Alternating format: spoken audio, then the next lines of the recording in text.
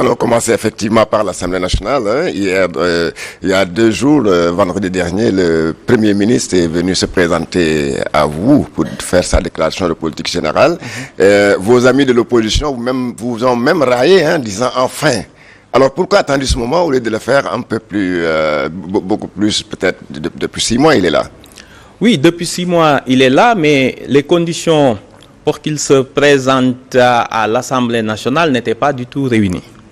Il faut rappeler que le règlement intérieur n'avait pas été mis à jour, alors que le régime précédent, l'Assemblée précédente, avait toute la latitude pour, à la suite du retour du Premier ministre, réintégrer les dispositions qui permettaient au Premier ministre de se présenter à l'Assemblée nationale. Vous savez, ce n'est pas juste un exercice de style. Si le Premier ministre s'était présenté sans qu'il y ait les dispositions qui prévoit qu'il puisse présenter sa déclaration de politique générale, que s'en suivit une motion de censure, on serait dans une véritable crise constitutionnelle. Parce qu'eux avaient la majorité. Dès lors que vous vous présentez, alors que rien ne vous y oblige, s'il s'ensuit une motion de censure, quelle serait l'attitude à adopter? Donc pour éviter ce cafouillage constitutionnel, le président de la République leur a simplement demandé d'introduire, de se conformer à la légalité, à la Constitution et au règlement intérieur. Et quand ils l'ont fait, je pense que le Premier ministre s'est présenté comme il se devait à l'Assemblée nationale. Et je rappelle, il l'a fait avant la présentation de la loi de finances. Avant la présentation. Donc, c'est quand même, comme ça a toujours été dit, le respect de la Constitution. Il faut rappeler que le Premier ministre, que le président de la République a été très clair. Il ne faut pas que l'ordre politique supplante l'ordre constitutionnel. Ça, c'est très dangereux de laisser la Constitution et d'adopter des mesures de conjoncture politique qui, demain, vont se répercuter sur le fonctionnement de l'État et des institutions. Donc, ce n'était pas pour se présenter devant une Assemblée nationale qui lui serait favorable, comme laisse croire l'opposition. Non, mais il n'y avait pas de favorable ou pas. De toute façon, vous savez, notre Constitution est taillée sur mesure pour protéger le président de la République et le gouvernement. Qu'est-ce que le Premier ministre risquait à venir à l'Assemblée nationale? Une motion de censure? Oui. Et si la motion passait, le lendemain, il serait reconduit, le président pouvait dissoudre l'Assemblée. C'est à ce jeu de blocage constitutionnel pour ternir l'image du pays auprès de nos partenaires auquel voulait se livrer l'opposition. Mais vous savez, lorsque quelque chose de très grave s'est passé avant cette période-là, ça veut dire le report du débat d'orientation budgétaire, qui est une violation manifeste de la loi de finances et du règlement intérieur, par l'opposition d'aujourd'hui, qui était quand même majoritaire à l'Assemblée, sous le fallacieux prétexte que le Premier ministre leur aurait tenu en dehors de l'Assemblée des propos discourtois. Vous voyez une majorité qui viole la Constitution, qui viole la loi organique, sous le prétexte d'avoir été hérissée par des propos discourtois tenus en dehors de l'Assemblée. Vous ne pouvez pas engager, en tant que Premier ministre, en tant que le président de la République, de venir à l'Assemblée nationale faire une déclaration de politique générale en dehors de ce qui a été prévu par les dispositions du règlement intérieur.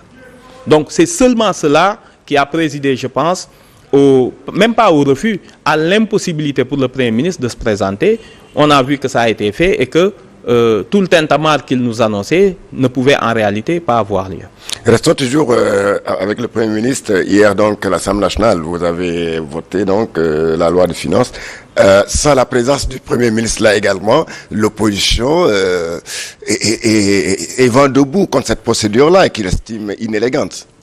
Encore une fois, l'élégance n'est pas une disposition constitutionnelle. Il ne faut pas se tromper. Autant que faire se peut, tant que c'est possible, de se conformer aux dispositions constitutionnelles. Si on met l'élégance au-dessus des dispositions constitutionnelles dans un domaine déterminé, demain, il n'est pas possible qu'un président de la République utilise cette élégance pour faire échec à d'autres dispositions constitutionnelles. Qu'est-ce qui s'est passé? L'article 86, alinéa 6, c'est très clair, c'est le pendant de l'article 49.3 en France. Le Premier ministre, après délibération en Conseil des ministres, a informé l'Assemblée nationale. On a reçu cela au niveau du bureau. Et dans ce bureau, il me semble qu'il siège Aïssata Tall Sall, qui est la présidente du groupe parlementaire, que le Premier ministre allait engager la responsabilité du gouvernement sur le vote de la loi de finances. À rappeler tout de même, pourquoi cette procédure? Alors qu'on a quand même la majorité à l'Assemblée. C'est une question de temps. Le budget devait être adopté avant le 15 décembre. Avant le 15 décembre. C'est cela que dit la Constitution et la loi organique relative aux lois de finances, la LOLF. Par le jeu politicien qu'ils ont mis en avant jusqu'à précipiter la dissolution, parce que la dissolution n'était pas dans les cartons avant le vote de la loi de finances. Il faut le savoir. Le président de la République n'a jamais voulu jouer avec les institutions. C'est parce qu'on l'a mis devant un fait accompli grave pour provoquer une crise constitutionnelle qu'il a été obligé de dissoudre. Maintenant, le temps qui nous était imparti pour adopter la loi de finances, avant la fin de l'année, n'étant plus possible, le Premier ministre a décidé d'user de la faculté que lui octroie la Constitution, d'engager la responsabilité du gouvernement sur le vote de la loi de finances. Maintenant, l'interprétation qu'ils veulent en faire, c'est que le Premier ministre devait se présenter. Je rappelle juste que si on se réfère à la France, quand même, on ne le fait pas par facilité d'esprit. Mais quand on a les mêmes dispositions constitutionnelles, qu'on a imité un autre pays, le droit comparé nous oblige à aller voir comment ils l'ont réglé. Dans une décision de 2023, le Conseil constitutionnel a décidé que le Premier ministre n'était pas obligé de se présenter à l'Assemblée nationale. Et que il peut envoyer son ministre chargé des relations avec les institutions, à savoir Abbas Fall, qui s'est présenté en conférence du président avec cette lettre-là. Donc c'était à l'Assemblée de demander au ministre, ici, de son choix, qui était le ministre des Finances, de lire la lettre. Mais il n'y avait aucune obligation pour que le président de la République se présente à l'Assemblée nationale. Ça, c'est la décision du Conseil constitutionnel. Je pense que je peux donner la décision. Oui, donc c'est la décision numéro 2023-857 du 14 décembre 2023. Il n'y a pas d'obligation. Le Conseil constitutionnel, dans le considérant 5 de cette décision, a considéré qu'il n'avait aucune obligation que le Premier ministre se présente à l'Assemblée nationale. Il peut envoyer quelqu'un, et c'est seulement si l'Assemblée le souhaite que le ministre qu'il a envoyé de son choix, en l'occurrence, il y avait le ministre qui chargeait des relations avec les institutions et le ministre des Finances pour lire la lettre, et qu'eux-mêmes avaient la possibilité. C'est ce que dit la loi. Au moment de la conférence des présidents où ils étaient informés, après le bureau, il y a eu où Aïssata Tall Sall avait représenté le groupe. En conférence des présidents, il y avait même les non-inscrits. C'est en ce moment-là qu'on leur a informé de la date de convocation de cette session où le Premier ministre engage la responsabilité du gouvernement. Ils avaient la possibilité, 24 heures avant cette date, de déposer une motion de censure. Ce qui n'a pas été fait. Mais de toute façon, il trouve que quand même l'affaire, ce n'est pas dans les règles de l'art. Parce que l'opposition aussi avait son mot à dire devant le Premier ministre. Mais non, cette procédure, elle est dérogatoire. Pourquoi elle a été prévue? C'est pour éviter ou des blocages, ce qui n'est pas le cas parce qu'on a la majorité. Mais nous, c'est une question de survie. C'est une question de temps. On ne pouvait pas faire défiler. Ça a été fait. Tout le débat parlementaire a été fait lors des commissions. Ils le savent. Tous les ministères sont passés. On a examiné leur budget. Tout ce qui devait être comme critique a été fait. Il ne restait que les plénières pour entériner le vote. Maintenant, on a un problème de temps. On voulait adopter, le gouvernement a souhaité adopter la loi de finances avant le 31 décembre. Donc, il ne restait que quelques jours. On ne pouvait pas faire défiler les 25 ministères, auquel cas on déborderait sur l'année 2025. Donc, c'est une procédure qui est prévue. Après, il n'y a pas d'élégance possible. Il est dit, il n'y a pas de vote, il n'y a pas de débat. Si c'est déposé, ou il y a une motion de censure qui intervient, ou le texte est adopté. Maintenant, vous respectez une procédure constitutionnelle, on vous reproche l'élégance. Donc, c'est la Constitution qui n'est pas élégante et laquelle Constitution, me semble-t-il, est l'œuvre de ces personnes-là qui s'offusquent aujourd'hui de cette procédure. Alors, restons toujours avec l'Assemblée nationale pour parler maintenant de la déclaration de politique générale. Alors, je ne vais pas vous demander de me résumer peut-être tout ce qui a été dit pendant plus de 8 heures d'horloge, mais ce que vous avez retenu, vous, et que vous pouvez expliquer aux Sénégalais lambda, par exemple. Donc, je pense que ce qui disait qu'il n'y avait pas de projet. Et ne se rendaient pas compte d'ailleurs de pourquoi tout cela a été retardé. Vous savez, quand vous établissez votre programme en tant qu'opposant, vous ne disposez absolument pas des chiffres réels, vrais, certifiés, qui vous permettent de bâtir votre programme. Donc, vous bâtissez votre programme en fonction des quelques chiffres que vous pouvez glaner, qui sont officiels.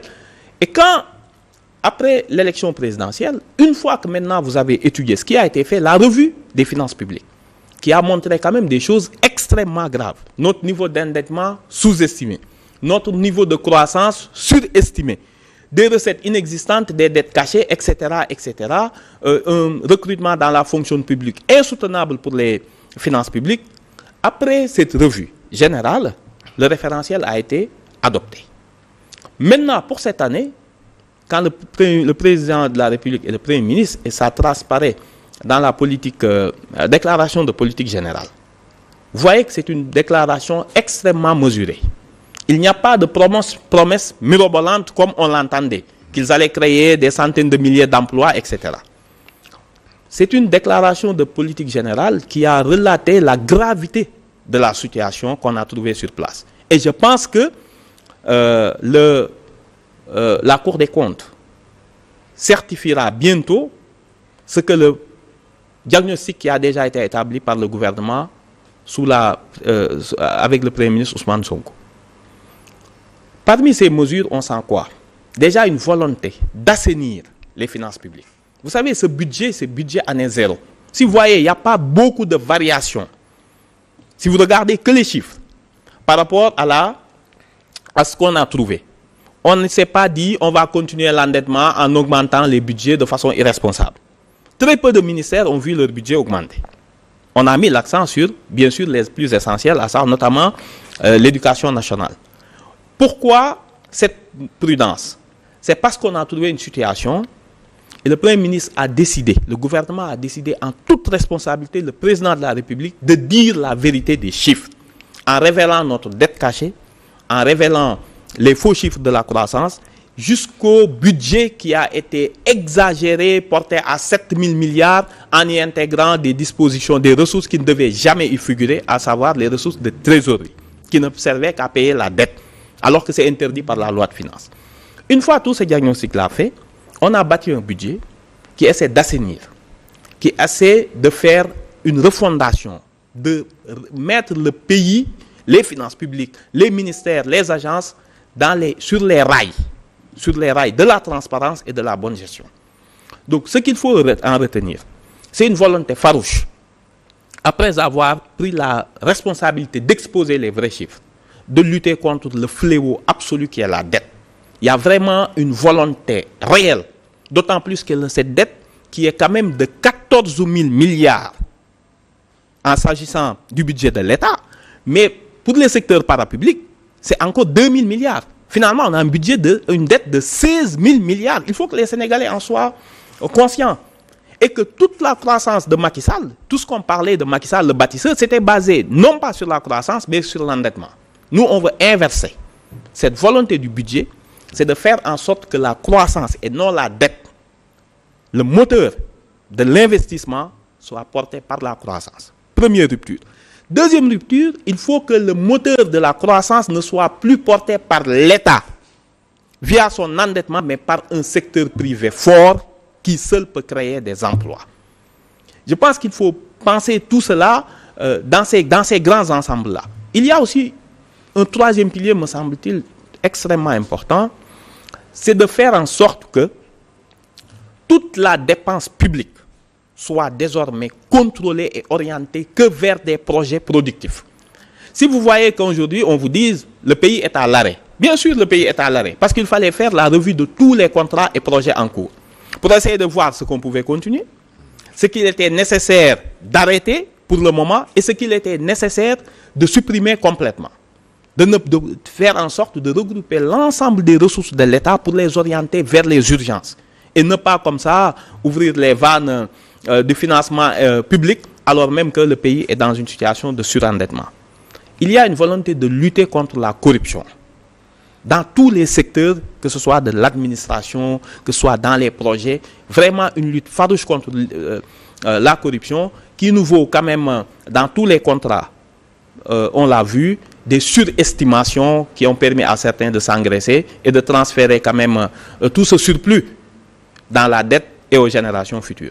Il y a une volonté de moderniser l'administration publique, de rendre l'administration publique beaucoup plus efficace, l'administration publique, de sortir de la bureaucratie, de faire des réformes profondes de la déconcentration pour rendre l'administration territoriale beaucoup plus proche des citoyens et de donner plus de moyens aux collectivités, avec quand même l'annonce de la réforme en profondeur de la décentralisation, avec les pôles territoires qui vont quand même essayer de corriger toutes les imperfections et dysfonctionnements connus de ce découpage de la décentralisation qui, en réalité, n'a suivi qu'une logique politique. On a l'impression que vous voulez réinventer le Sénégal. Mais on va refonder. Il ne s'agit pas de seule rupture systémique. Il faut refonder les piliers, les bases de ce pays. Parce que on vivait dans l'illusion de croissance, alors que notre dette nous plombait. Imaginez, si à un moment donné, cet exercice de transparence qu'on a connu n'avait pas eu lieu, et que le FMI et nos partenaires techniques et financiers découvraient en cours de mandat la supercherie qui a été mise en jeu par l'ancien régime. Qu'est-ce qui allait se passer selon vous? Ils allaient venir empêcher le recrutement dans les fonctions publiques. Eux, ils sont sans pitié quand ils le découvrent. Aucun de nos partenaires n'allait nous prêter de l'argent, sauf si c'est à des taux usuriers. On allait aller vers des taux à 18-19%. Beaucoup de pays l'ont connu. Ils allaient nous imposer des privatisations de tout ce qu'on a comme ressources, de notre port, de notre aéroport. Ils allaient dire, mais c'est fini, on l'a connu dans le passé. Donc, c'est des mesures d'ajustement qu'ils allaient nous imposer et qu'on ne pourrait pas supporter. Donc, c'est cet exercice de vérité qui nous vaut pour cette année un budget extrêmement prudent, un budget prudentiel qui est chargé de repenser les bases des finances publiques, de l'administration publique, de la gestion publique. Une fois que ça ira jusqu'au niveau des réformes, au niveau des institutions, les réformes du code électoral, du code des impôts, du code des investissements et du code des douanes. Tout cela pourquoi? Pour créer un cercle vertueux dans lequel le Sénégal nouveau va pouvoir émerger à partir de 2026-2027.